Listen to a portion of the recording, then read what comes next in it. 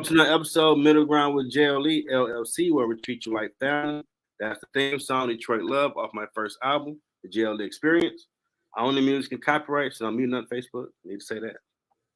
We got another amazing guest for you in this season 11. We have a fellow Wayne State University alum, Warrior Strong. Yes. That's the slogan now, Warrior Strong. How about that? And financial services professional, Taylor Dill-Reese. Welcome to the show. Thank you. Thank you for having me. I appreciate you sharing your journey. Yes. First, basic question. What led you to this path? So it's a funny story. Okay. During or right before the pandemic, I was approached by my financial advisors. Loved their conversation. They helped me get my finances in order. At the time, I didn't have life insurance. I have 2 kids. I didn't have life insurance. My kids didn't have life insurance. I've been an entrepreneur for 7 years. I had no retirement accounts, nothing about a brokerage account. I had nothing. They literally helped me turn my life around. And that happened for about, I want to say about 2 years. And I was supposed to move to Houston last year. And I got a job in the industry down there.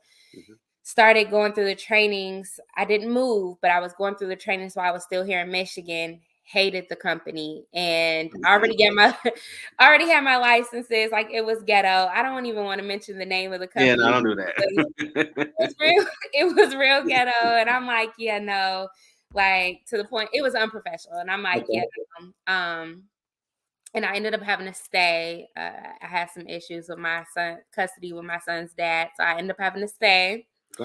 And my financial advisors were like, hey, you got your license. You might as well just come over here and work with us at Mass. And I'm like, well, I mean, I was going to go to Houston and work, so I might as well, give it a try and let's see what happens here.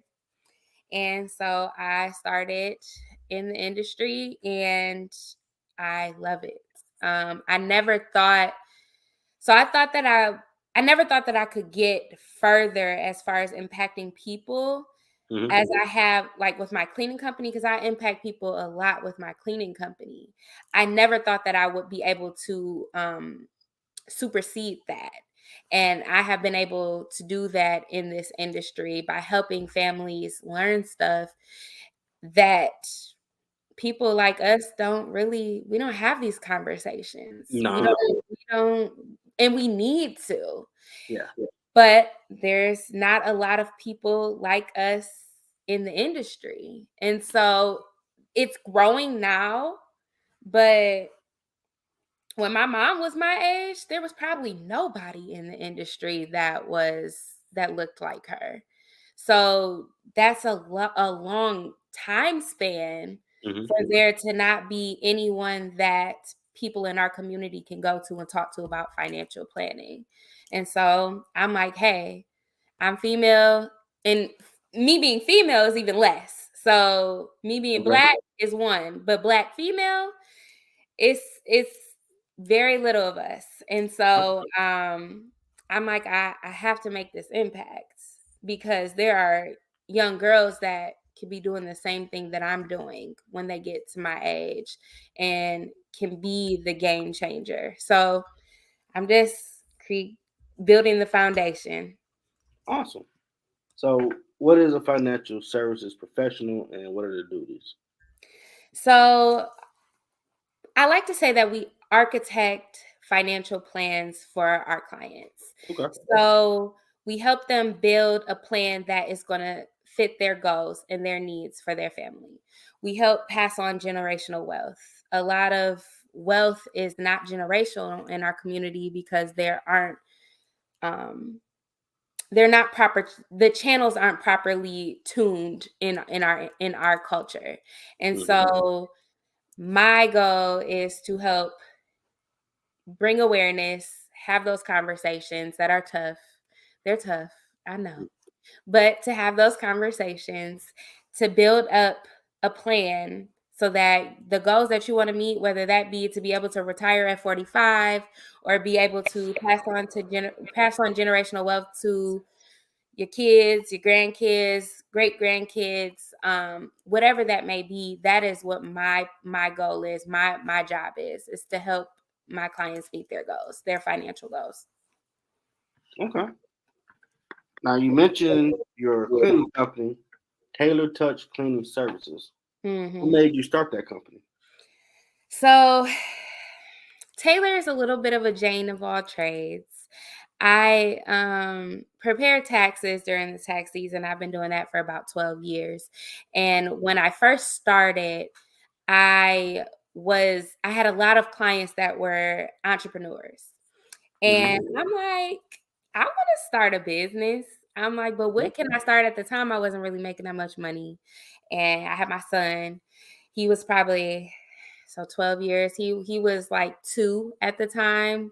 And I'm like, what can I do that doesn't require a lot of overhead, but that can be profitable? And at the time, I was cleaning up my office that I worked at. And I'm like, I could start a cleaning company. So I looked up online what it required in Michigan. So Michigan doesn't have crazy licensing that you have to own a cleaning company. Thank God. Some states do. I looked up the pricing for supplies, bought the supplies. I started with a vacuum, a mop, and a bucket, a couple of sprays. And my godmother stays downtown, and in her complex, they have like an online neighborhood forum where you could post stuff like a bulletin, but it's virtual. Okay. So I posted my business card on there, got a couple clients in her apartment complex and in the surrounding complexes downtown. And from there, my business just grew. So I've been in business almost 7.5 years. And I would say that 90 to 95% of my clientele have came from word of mouth. In almost 7.5 years, I've spent less than $1,500 in advertisement marketing. And most of that was spent on like business cards, or if I did like some type of expo or something like that, where I needed some flyers, that was where most of the money came from. And then like my website. But other than that, I've spent very little money. And my company has grown since then. We service about 30 clients a month. Nice. And it's all been word of mouth, literally word of mouth. So that's amazing. Now, you did mention and doing that has helped you with what you're doing now. How so? So for one, it's boosted my people skills. My network has grown tremendously. Owning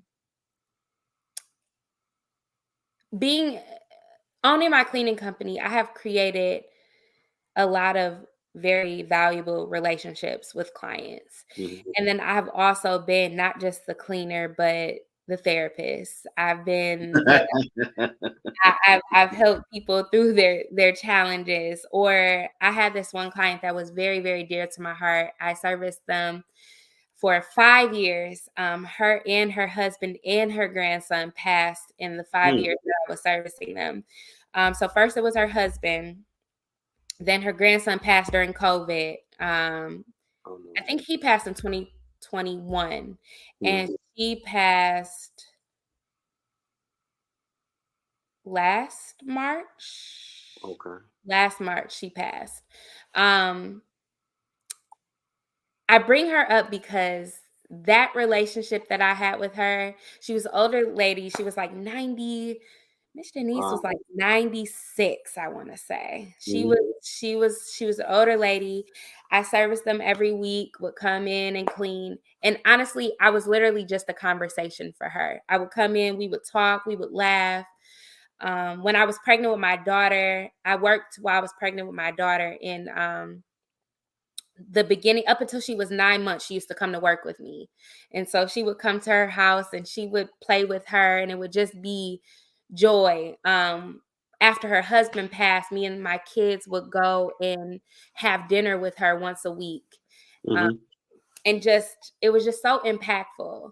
And literally, she had, when I went to her funeral or her repast, literally it was family members that I had never met before that knew about me and came Mm-hmm. up to me and said, like, she had probably like 10 grandkids, great grandkids, great Mm-hmm. great grandkids.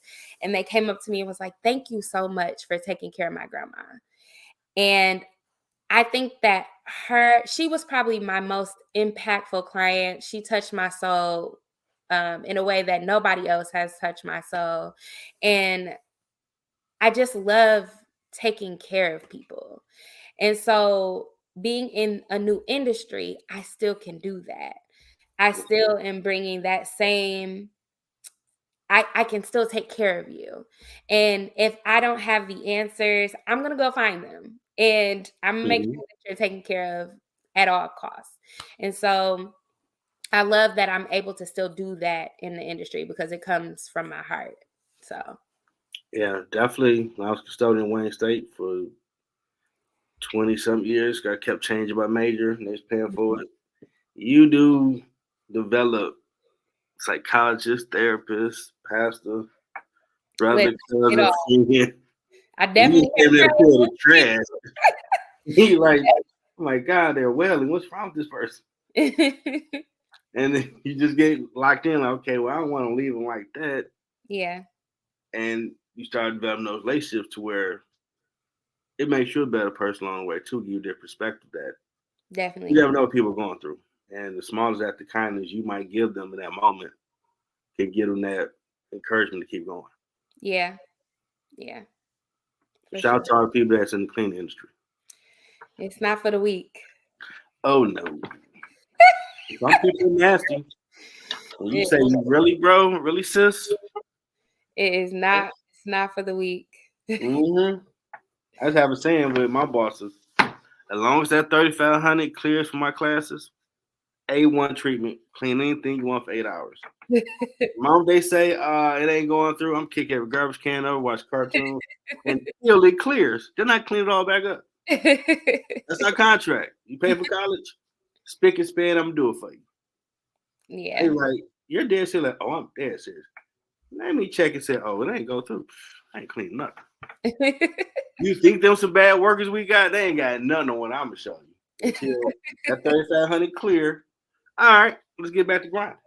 Yeah. They're like, you crazy. Like, I ain't gonna lie to you. God know the child he made. Now we reached the point to market promote your stuff. The floor is yours. Well, if you find yourself, so one I would like to clear up. I feel like there's a discrepancy with financial planning. People, when I say financial planning, people think either A, they have to have money, a lot of money, or B, their money has to be messed up. Okay. And so I want to take this time to clear the misconceptions that are surrounding financial planning. So there are rich people that have advisors or financial planners. And there are people that are common, just like you and myself, that have financial planners. When I met my advisors, my company was probably grossing 45K. But there was still a need. I had no life insurance. I had no retirement plan. And so my goal is to clear up that misconception. Everybody should have an advisor at some point when Yeah. they at some point to just have a conversation. So my Calendly link is at the bottom, or you can search Taylor Dill-Reese and Calendly. Just set up a meeting. Just book a meeting. I'm not going to try to sell you anything, where it's a conversation. Literally, I want to see, what are your goals? What have you done thus far to reach those goals? Where are some areas that you're struggling? What are some gaps that you have? So at the end of the day, today is the youngest and the healthiest we'll ever be. And so with that being said, Mhm. time is of the essence. There are some things that we have to get into place now while we're young so that these things can start working for us when we're older. And I think that that's another misconception that people think, well, I have time. Time's not promised to any of us. The day, the hour, it's not promised. And so my goal is to make sure that when it's time, when your time is your time, everything is set up, regardless of how much money you have, if you're rich, or if you just the common woman or man like I was when I first met my advisors. But that is what my goal is. So book a meeting, 60 minutes tops. I promise I will get you out of there. Let's talk and have a conversation. Tell me what your needs are. Tell me what your goals are. What are you trying to achieve? And let's see if we can align. You ever thought about writing a book? I have. Common sense ain't wrong. I have. I don't have enough time. I told you I'm a Jane of all trades. I'm also a licensed life coach. I am a Jane of all trades. So if I could dedicate some time to write a book, I would. I know that my story is impactful. I had my son when I was 16 years old. Everyone told me that I wasn't going to graduate from high school. I wasn't going to go to college. I wasn't going to be anything if I kept my son. And look at you now. Look at me now. So, and I've made such an impact all over. And so I should dedicate the time. Well, they do got the programs. I think Google Doc it'll dictate you speak and then it type it for you. I've heard. If you ever get around to it, no pressure. I've heard. I'm working on it. Maybe in the next couple years, you all will see a book out there. I remember that I graduated in '96 from Cooley, and it seemed like 11th grade, everybody was bumping the ground and getting pregnant. Like, what the? It's gonna be a damn nursery, and I see you around. What's going on around here? Yeah, no. I'm just saying, man. Every time I look up, all right, but we would help with their books and all that. Make sure they had lunch because they were still coming at you, and even the thuggest of thugs would help out because, like, okay, you still going. So yeah, it wasn't that many pregnant. It wasn't that many pregnant girls in my high school, but it was challenging. I mean, I still graduated the top 20% of my class. I graduated on time. It was challenging, but I did it, and my son is growing up with me. so yeah. Now, you went to Wayne State. Mm-hmm. Awesome. How did that prepare you for what you're doing now? That's a great question, actually. So I've been having this conversation with a lot of like teenagers and middle schoolers. Mm-hmm. Wayne State, although it's not easy. So I started out in pre-med, thought I was going to be a pediatrician, got in. Most of my professors spoke Mandarin. I'm like, yeah, no, I can't do pre-med. I don't know what you're saying. Or they were 90 years old. I'm sure you've experienced the same thing. Wayne I was engineering first, and pre-cal kept beating my head in like Ben Wallace. I'm like, yeah. So I switched to sociology. And what I would say is college in general, not just Wayne State, but college in general, how it prepares you for the real world is it teaches you how to be independent, for one. Because in high school, you have teachers that are, for the most part, checking up after you, your parents. Mm-hmm. College teaches you independence because ain't no professor going to check on you to see if you're doing your work and let you know when it's late. And they're not doing that unless they love you because you have shown them something. But other than that, no, they're not chasing after you for your work. You're going to fail and lose your money or you're going to pass. They taught me how to send an email. Yeah, that might sound basic, but I have received some emails in my adult life, and I'm like, who raised y'all? Man, look here. I'm getting my little soapbox. Before I graduated from Illich, they made us start doing a paper because they were getting the fillers back that the people graduating were not on corporate level with emails, anything that they had to type. It was Well, AOL type that must stuff. have slacked a little because I was taught how to send an email at Oh, what the one, hell? but But you'll you're be right. surprised. You'll be surprised because Yeah. I hire people for my cleaning company, and the emails that I've received, or even just the communication between boss and employee, and I'm like, college trains you up to, because they tell you when you send an email, you need to have a greeting, then put your body, and then put a signature. And a lot of people just send it like they're texting. No, that's not how you. Yep. That's not how you send an email. That's not how you say hello. Yep. So and so, address them. Then you put a body, and then you say who it's from. Why are we? This is an email. You could have texted me that. Hey, I'm feeling you. So it taught me how to send an email. It taught me how to network. So I met a lot of people in college, a lot of people which I am still in contact with. One of my best friends, me and him met my freshman year, or him and I met my freshman year. And we're still best friends to this day. So it's 12 years of friendship. And I've met some of my power connectors.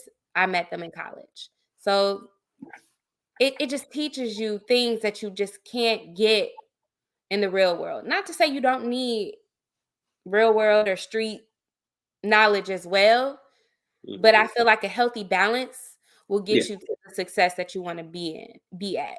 And so I love Wayne State. I loved my professors in my sociology classes. I loved them. I actually probably need to check in with them. I also love my advisor there. She was dope. So it just gives you a different skills that you just don't get in the streets. Yeah, I know Kim Morgan, Dr. Kim Morgan now, call her Yoda. She helped me figure out math. And Stacy Lynn, who's now a professor for accounting.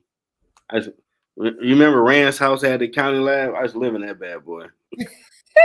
The first time I took accounting and stats together like an idiot and got a D in both of them. Like, okay, Joe, don't you ever do that again.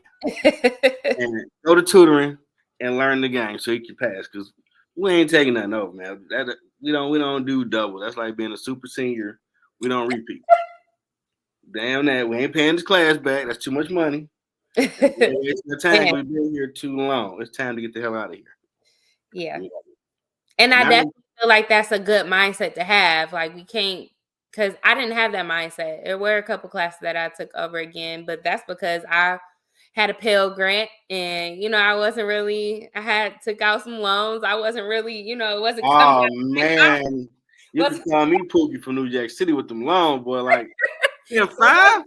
It was coming directly out of my pocket. Now, had it been coming out of my pocket, my mindset would have been a little bit different. That's another recommendation I would say for college people who want to go to college. Have a plan. Yeah. And stick to it, because it can cost you money. And Wayne State is not cheap anymore. Wayne State, their tuition goes up $500 every semester. Wayne State is ridiculous. And with their rate, every time there's a new building coming up, just expect the tuition to go up another $500,000 every semester. Every time there's a new building. It was almost $10 by the time I graduated in 20. Yeah, no. So the Illich building, the business They school, were cheap. that wasn't there when I went there. Yep. What else wasn't there? They just started redoing the engineering building. All that stuff that was on Anthony Wayne was not there. Yeah, that was crazy. All of that stuff was not there. So once they started building those buildings, tuition just kept skyrocketing every semester. And I'm like, no. They look like a real campus now with all the stuff they built, where you can really go to class and leave. You can hang out now. Yeah, it does. It does look nice. And they I got the hope new it's worth president. y'all tuition, because woo. Yeah. I know they got the new president, Dr. Kimberly Espy. And she's the Yeah, first woman in a while. I haven't been Looking, staying up on it. looking to interview her once she gets situated down there. That would be dope. Yeah. But she friended me. I would appreciate shout out to her. And she'd always post on LinkedIn that I forget we do that Wayne State and the Tiger thing. Like I never went to it. Like, man, I got too much stuff to do. I am alumni, so I should pop my head down there. Just say what up though. Yeah, maybe Put all some. that work in. You know. All right. I did that. Any other thing you got going on before we move to the next question?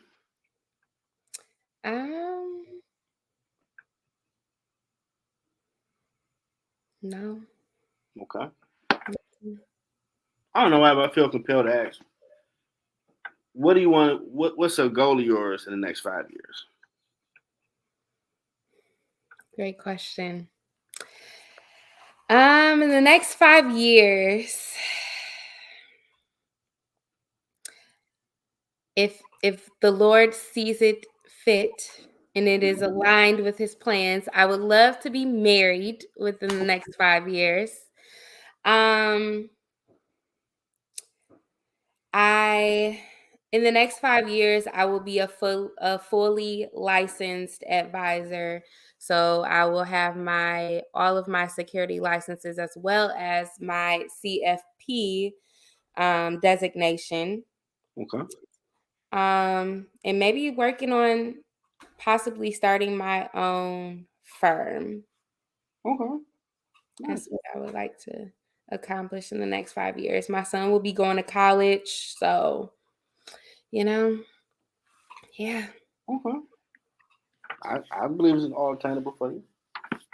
Yeah. Okay. So, what has been your biggest challenge on your journey?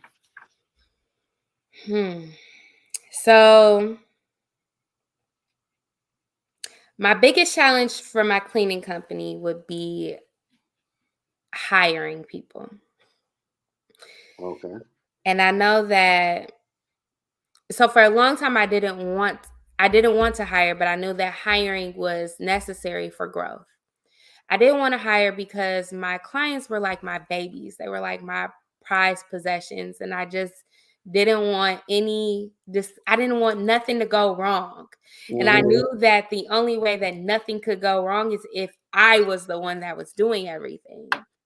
Because even if it did go wrong, I would take accountability for it.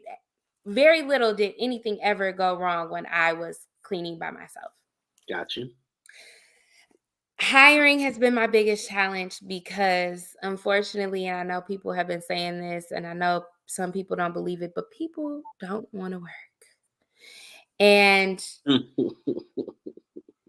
in this industry, you have to work. Like there's you can't, finagle your way through. Like you have to work. You can't half clean. You have to work. And so I feel like that has been my biggest challenge. Turnover rate. But I've talked to other cleaning companies, and their employee turnover rate is high as well. This industry just has a very high turnover rate. I mean, one, because I think it's a stigma that nobody wants to be a maid or whatever. At Wayne State, I had secretaries basically say you to help because you're a custodian. And then we started having a conversation, find out my tuition is fully covered. Bachelor's, master's, and doctorate. Huh? They only cover 1/4. Sorry to be you. We got this. We got the Terry Creft. You put $1 in, they put two or whatever. Oh wow, we like this want to be good friends. Like, so while you looking down because I'm cleaning, it's an honest job. Yeah, it is an honest job. Nothing wrong with it. If Nope. that's all you want to do with your life, it's been people that have been millionaires doing that. Yeah. It's nothing wrong with it. But people don't see it that way. And No. so, I mean, I've fluctuated the pay. Like I've started, when I first started, I think I was paying $10 an hour 7 years ago. Last pay was $17.50 an hour, which, I gotta make money for myself too. I gotta feed a family. So it's like I can't pay you $25 an hour for cleaning, because then that means I gotta charge $500 a clean, and nobody's going to pay that. So what are we talking about? Yeah, you gotta be realistic with the So finances of business. yes. So that has been my biggest challenge. Okay. And it hasn't been because my clients look down on us, because I have really great relationships with all of my clients. I've even brought some over into my new business. So it's like, that's not it. People just don't want to work. It's really honestly been my hardest obstacle. Yeah, we it's like we lost a generation where we were taught anything in life you want to get, you gotta put some work behind it. And that's okay to do it. We stuck on microwave mode, like, wait a minute. I have a great idea and I should be a billionaire in how long it's 5 minutes. What's up? Like, it don't work that way. The steps. Yeah. Well, the problem is that we live in a generation where people only display what they want you to see. And because social media is so prevalent, people are only going to display to you their wins. They're not going to show you their losses. That's just, that's baffling. Like, they're not going to show you, I didn't cry, my back hurt, and they're not going to show you the grind. They're just going to show you the end results, and people have to understand that that's not real. That's not reality. That's just social media. That's entertainment. And as sooner we get to realizing that that's entertainment. Yeah, the Bible says you don't work, you don't eat. It was put in there for a reason. Yeah. No matter what you believe in, they all believe in you working to get something. Everybody got the mindset, well, it's gonna be magic if I do that. Keep thinking that. Or everybody thinks that they could be an entrepreneur, and honestly, that takes time. Entrepreneurship is not. I hope y'all listening. Entrepreneurship is not for the weak or the faint at heart. It is rough. There are times where eviction notices were on the door, where cars were repossessed. It is a roller coaster. I mean, anybody that's done something, I used to always watch a lot of behind the music stories or the stories about people, and anyone that ever watched who became something, all said there's gonna be highs and lows, and it takes time, but you will hit your stride where it keep going to where you on point. But it's a process. So if you ain't willing to go through the process, don't even try it. And your workmanship has to stay the same regardless of whether or not you're high or low.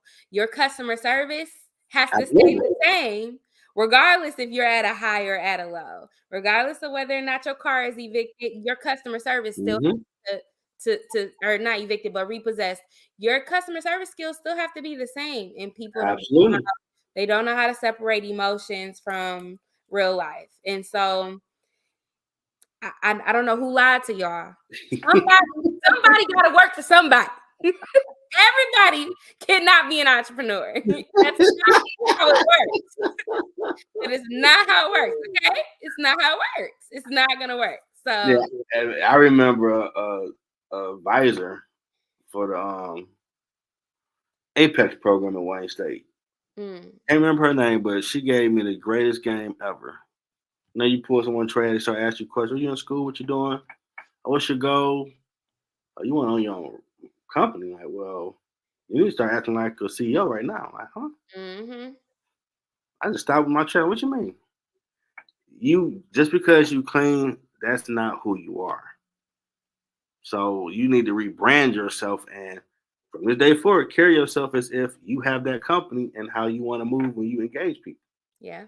Because you network even by pulling people trash. Like, dang, I didn't know that. She gave me some game with game. And it changed my whole outlook on how I clean.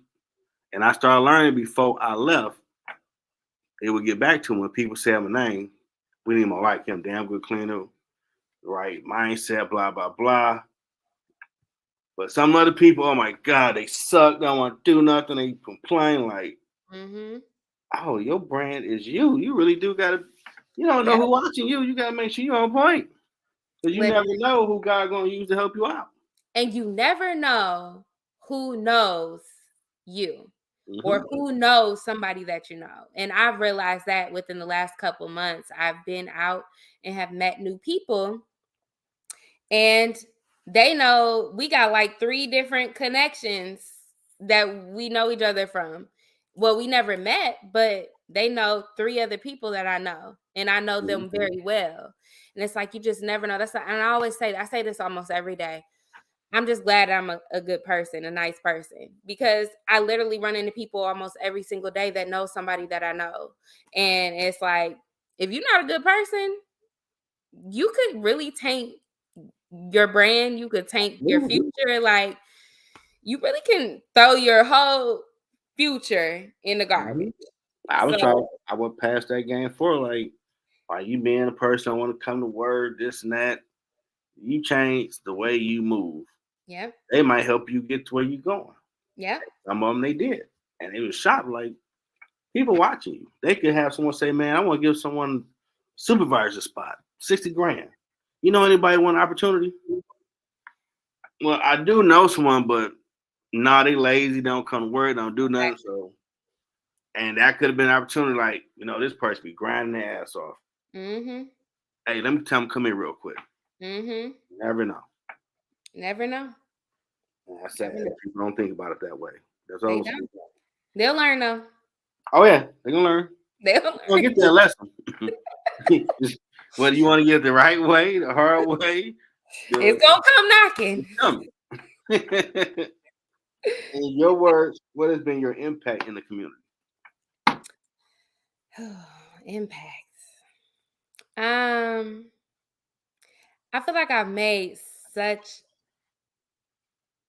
a positive impact in so many ways.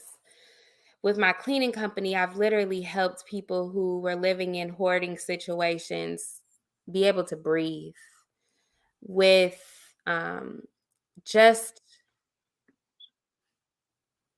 being a going back to being a good person.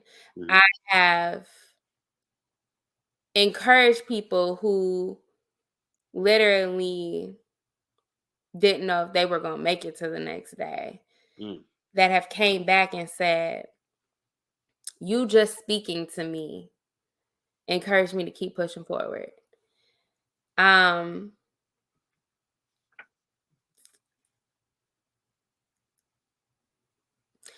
I would say that my biggest and greatest impact that I have made in the community is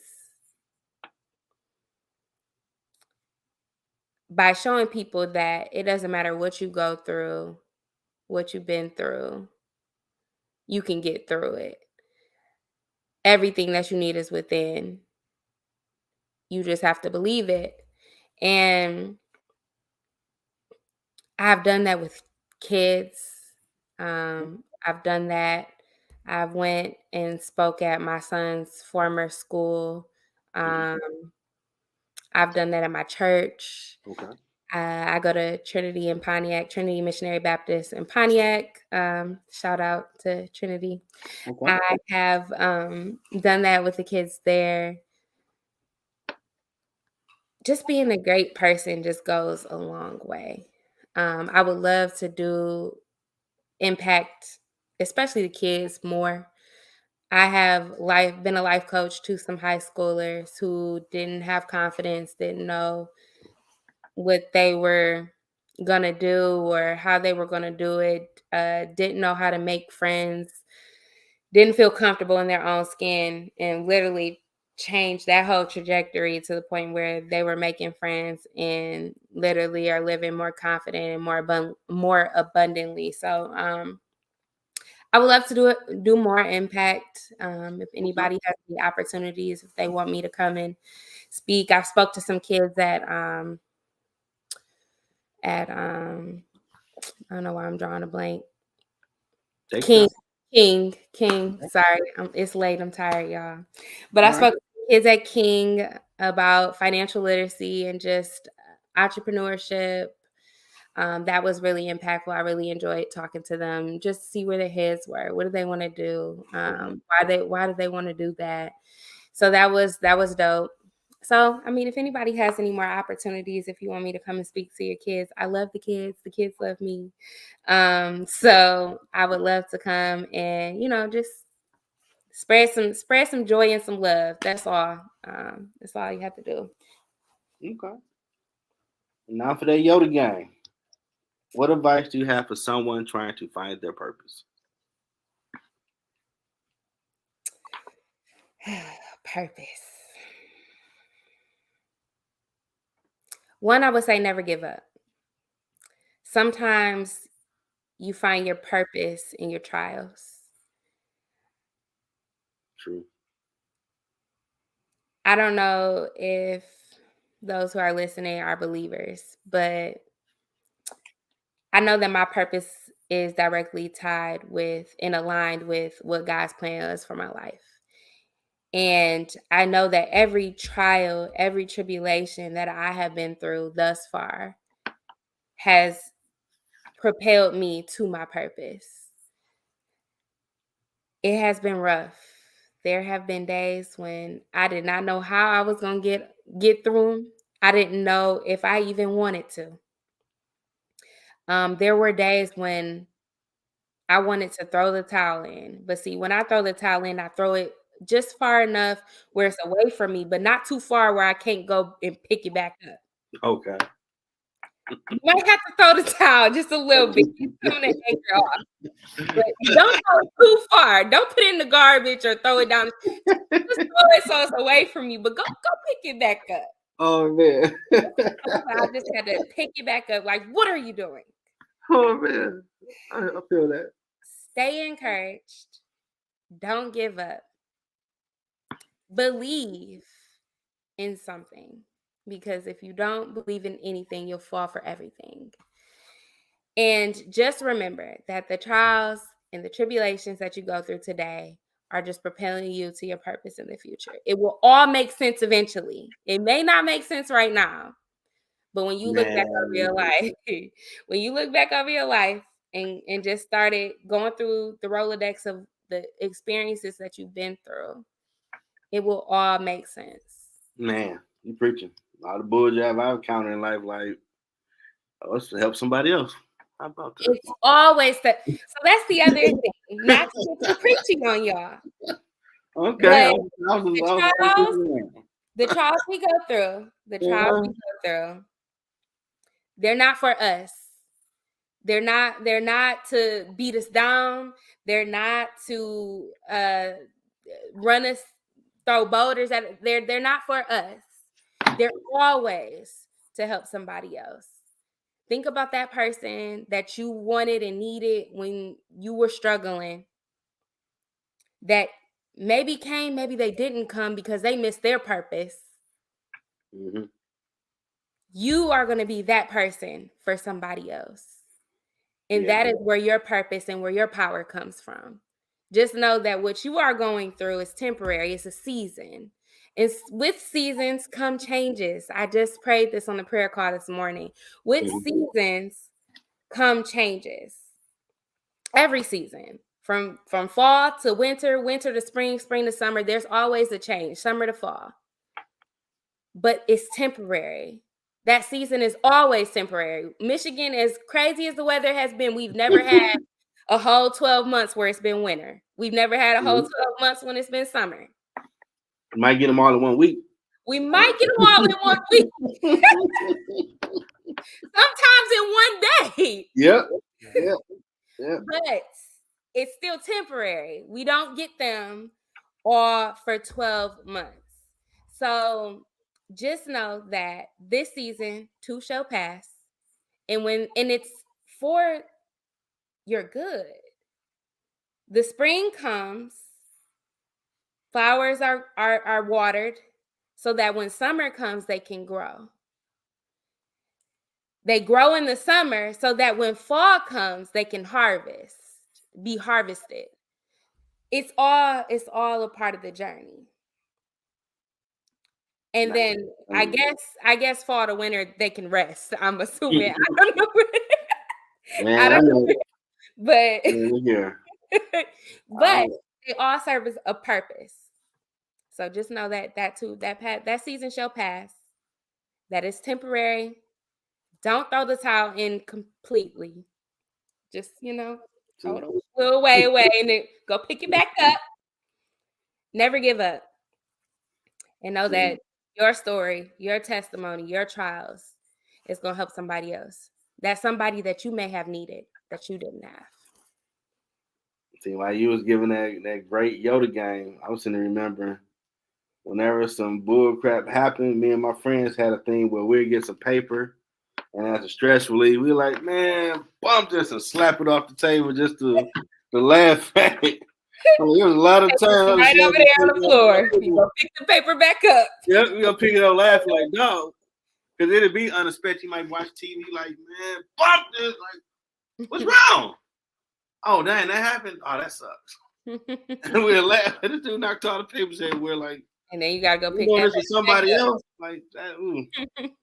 that really sucks because that moment sucked, but it helped somebody else down the road. Yep. 100%. Well, what is your first podcast? You said what? What is your first time on a podcast? Is it? Mm-hmm. No, okay. It's like my third time. Okay. Third or fourth. Did you feel comfortable? I lived up to the tagline, treat you like family. Yes. This was great. I loved the questions that you asked. I hope that my answers help somebody. Oh, definitely. In whatever capacity that may look like. Oh, that's you get that mama stuff. But hey, this ain't for everybody. Move along. Like, it's too many people lying. It's too many people lying out here. I ain't even gonna lie. Talking. It's too many people lying. Too many people lying out here. This ain't for you. It's not. The ebbs and the flows is just not for everybody. It's not. Well, I definitely appreciate you sharing your story. I know it's going to help someone who's watching it live or watch the replay. All 31 countries, all the age groups that rock with us. I want to thank fellow Wayne State University alum and financial services professional, life coach, and CEO, Taylor Dill-Reese, for sharing her story and reminding you that entrepreneurship ain't for everybody.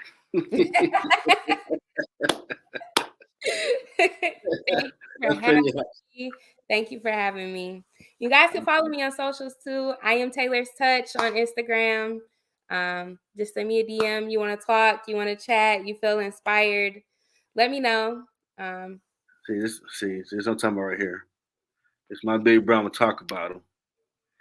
I'm late. She covered her life story. You have to watch the replay, man. We're about to be out of here. Get ready. This is JLE Nights, the sports show coming up shortly. In ground floor, the social conversation show. You're more than welcome to be a guest on that whenever you might have time. Okay. But right now, we're talking about relationship stuff, so that's very interesting. I would love to talk about some relationship stuff. Let me put some input on that. Oh, okay. You got time tonight? It's at 11:30 if you got time. Possibly.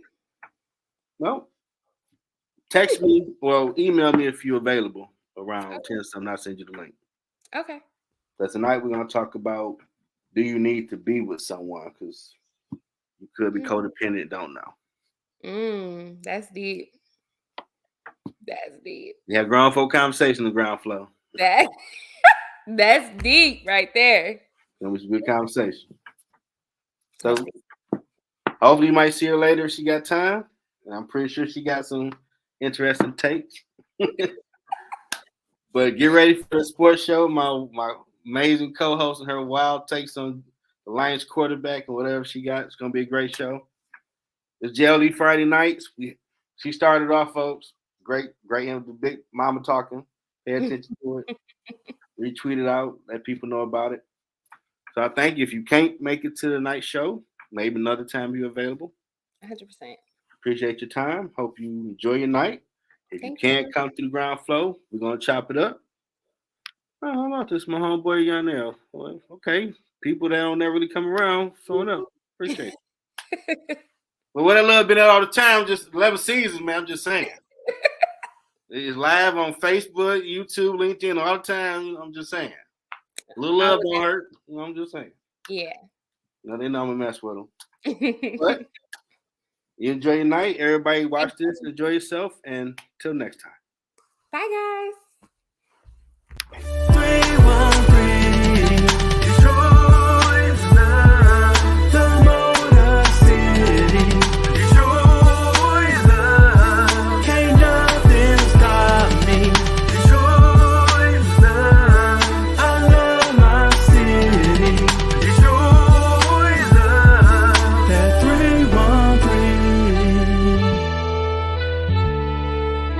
Detroit raised me.